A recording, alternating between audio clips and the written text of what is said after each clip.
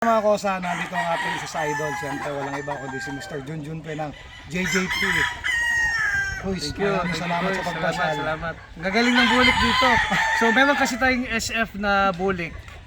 Wala akong pambanto. Bali dalawa lang yung pares siya na bulik. So sabi ko, sino bang kilala ko na bulik dito na yung tiwala ako sa bloodline. So sabi naman ni Quiz SP din, ay magaling yung bulik ni Kakosa. Doon ka kumuha. Mga green leg, favorite ko yung green leg. Kasi wala akong green leg na bulik eh. So yung SF na yun, yung galing kay Bebot Hills, at may isa akong Jaguar Dog, siguro isa-isa sila. So isa sila. Susubukan natin ngayong Genesis Cup. Ayun. Kasi may Genesis eh. Okay. So start ng breeding sa Genesis Cup, July 1, grade na po kayo.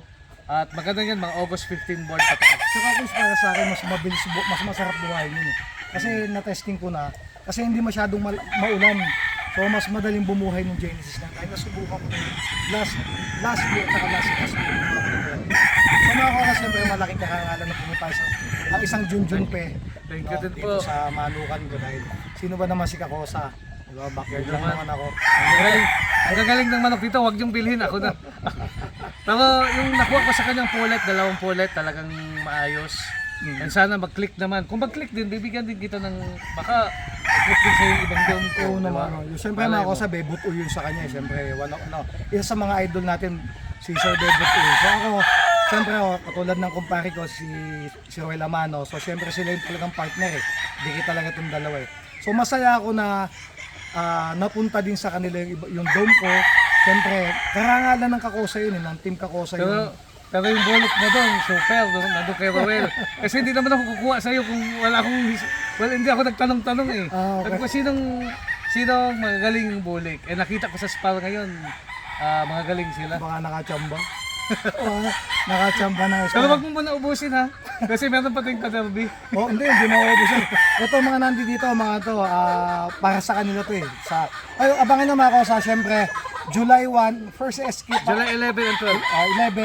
11 and 12 ba yun? Set A, set B yan. Tapos syempre abangan din natin ang Bakal sa Bakal sa Manila Arena, July 18, 5-stag derby. Syempre walang iba. August 1, 6-stag derby sa SMC. Tama ba? SMC na Santa Monica. August 1 din yung sa akin. August 1 yung sa kanya. So abangan nyo ako dyan, abangan nyo kami. Nandiyan kami SP. Syempre madami pang iba dahil siguradong bakbakan yan mga Kakosa. At sana makapunta po kayo doon. Kung hindi man kayo makapaglaban mga Kosa, pumunta lang kayo doon at manood kayo at masayang siyempre si Mr. Junjun Pe ng JJP Game for mga Kosa. Maraming salamat po. Salamat Kuis.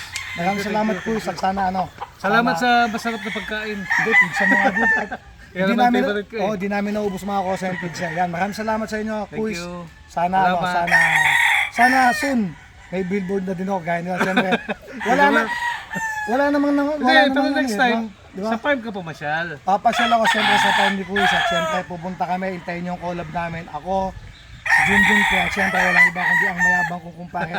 Si SP lang yan. Wala pala kaming oras pero dadating din yung time na magkakasama-sama kami tatlo sa farm ni SP. Diba? Masaya yun. Hindi lang manok usapan na siyempre may kalokohan, masaya. Hindi mawawala yung mga chicks. Bakit? Kasi mga chicks dito mga kasama ko.